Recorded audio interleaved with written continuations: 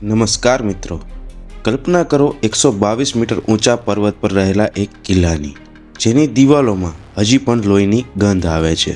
1459માં એક સંતે શ્રાપ આપ્યો કે તારા કિલ્લામાં ક્યારેય પાણી નહીં રહે, અને આ શ્રાપ આજે પણ જીવંત છે. 2008માં 224 લોકોનું મૃત્યુ થયા, જે રહસ્ય આજે પણ રહસ્ય છે.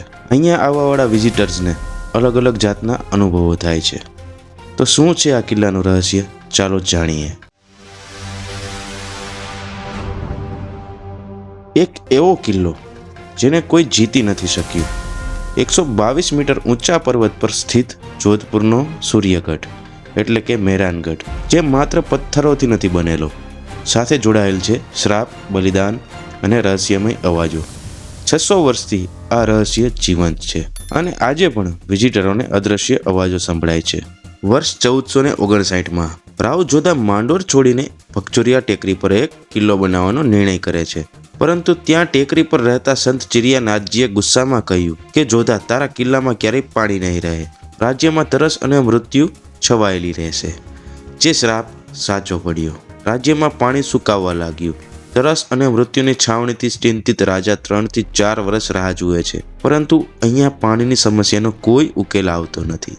પછી ચિંતિત રાજા સંતની પાસે જાય છે અને આ સમસ્યાનો ઉકેલ માંગે છે. ત્યારે શ્રાપનું સમાધાન આપતા કહે છે કે એક માનવીય બલિદાન, એ પણ સ્વ ઈચ્છિત હોય, એ જ આ શ્રાપને તોડી શકે છે. રાજાને શ્રાપનું સમાધાન તો મળ્યું, પરંતુ તમે જ વિચારો કે કોણ આત્મબલિદાન આપવા માટે તૈયાર થાય.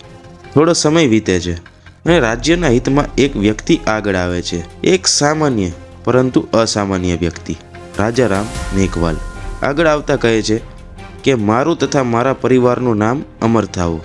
હું બલિદાન આપવા માટે તૈયાર છું. અને તેમને કિલ્લાના પાયામાં જીવતા દફનાવવામાં આવે છે. તેમની આત્મા આજે પણ આ કિલ્લાના પાયામાં વસે છે. તેમનું બલિદાન શ્રાપનું ભંગ કરે છે. આજે પણ દેડ કાંગરા પોલમાં તેમનું સ્મૃતિ સ્મારક છે, જ્યાં લોકો માથું નમાવીને પ્રાર્થના કરે છે. આ કિલ્લા સાથે માત્ર આ એક જ બલિદાન જોડાયેલું નથી, આ સિવાય પણ બલિદાનોની કહાનીઓ જોડાયેલી છે. વર્ષ 1843માં મહારાજા માનસિંહના મૃત્યુ બાદ 15 રાણીઓ સતી થઈ હતી. તેમના હાથના નિશાનો આજે પણ મહેલના લોહાપોલમાં તમને જોવા મળે છે. કિલ્લો ક્યારેય બહારના દુશ્મનોથી પરાજિત નથી થયો, પરંતુ તેનું સિંચન પોતાના જ અને પરિજનોના જ લોહીથી થયેલું હતું. આજે પણ ત્યાં જવાવાળા વિઝિટર્સને અલગ અલગ અનુભવો થાય છે.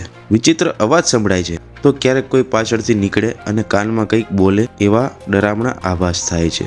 શું આ આત્મા રાજારામ મેઘવાલની હશે કે પછી આ 15 સતી થયેલી રાણીઓની? તમારું શું કહેવું છે કમેન્ટમાં જણાવો. અને આજે પણ અહીંયા આ શ્રાપ જીવંત હોય તેવું માનવામાં આવે છે. વર્ષ 2008 નવરાત્રિનો સમય. ચામુંડા માતાના દર્શનાર્થે 25,000થી વધુ ભક્તો ત્યાં આવે છે.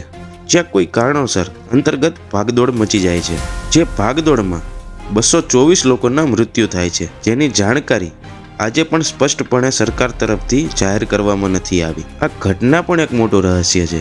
અલગ અલગ સમયના અંતરગાળે ઘણીવાર આ મુદ્દો સરકારમાં ઉછાળવામાં આવ્યો, પરંતુ આજે પણ આ 224 લોકોના મૃત્યુનું રહસ્ય સામે નથી આવ્યું. હવે જો તમને આ વિડીયોમાં આપેલી માહિતી રસપ્રદ લાગી હોય અને તમને આમાં ડિટેલ પર વિડીયો જોવો હોય, તો મેરાનગઢ ડોક્યુમેન્ટરી લખીને કમેન્ટ કરો. વિડીયો પસંદ આવ્યો હોય તો લાઈક કરો, ચેનલને સબસ્ક્રાઈબ કરો.